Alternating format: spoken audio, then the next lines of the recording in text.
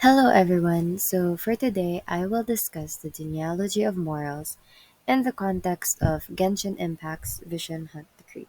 So, first, what is the genealogy of morals? Well, this is created by Nietzsche, wherein he compares the morality between aristocrats and slaves. So, like, whatever is good and bad are different for the two.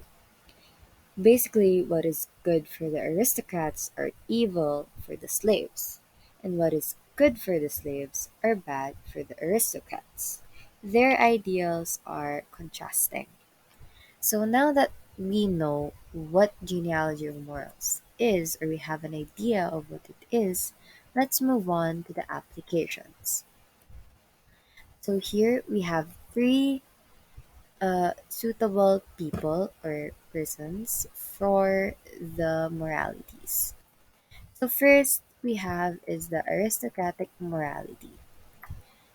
So the Raiden Shogun is the current ruler and god of Inazuma Island.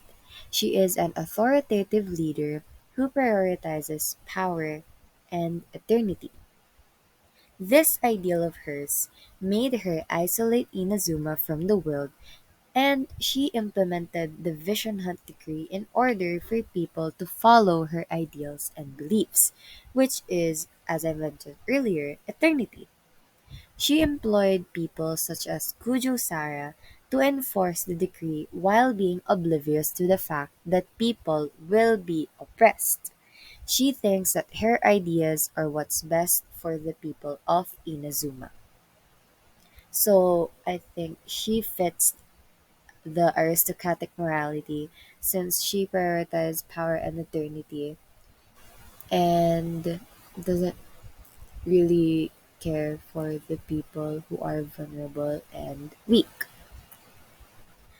So for the next one is the slave morality. So the first part is the people.